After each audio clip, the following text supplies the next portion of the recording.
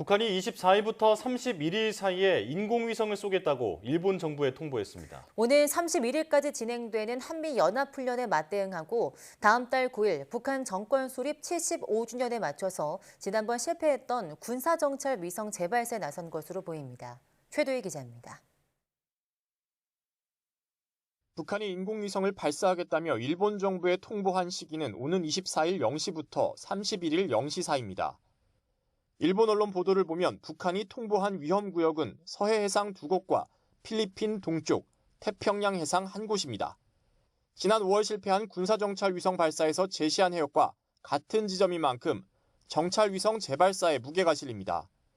앞서 국정원도 북한이 다음 달 9일 정권 수립 75주년을 앞두고 군사정찰 위성을 쏠 가능성이 있다고 내다봤습니다.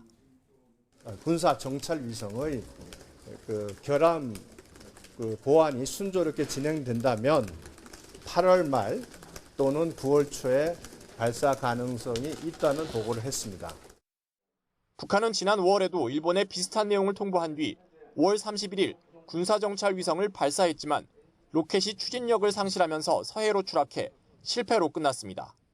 이후 북한은 발사 실패 원인으로 꼽혔던 로켓 엔진 결함 문제를 해결하려고 노력한 것으로 보입니다. 발사 시기를 한미연합훈련 종료일인 오는 31일까지로 못 박았다는 점에선 한미연합훈련을 겨냥한 행보로도 풀이됩니다. 발사의 실패 원인을 북한도 빨리 파악했다라고 하는 얘기가 될 수도 있는 것이기 때문에 추이는 좀 지켜봐야 할 것 같고요.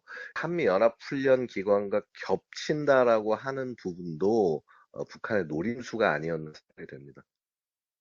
이와 함께 다음 달 9일 북한 정권 수립 75주년을 앞두고 이렇다 할 경제적 성과가 없는 상황 속에 심혈을 기울여온 군사적 성과를 내겠다는 의도도 있어 보입니다. YTN 최두입니다.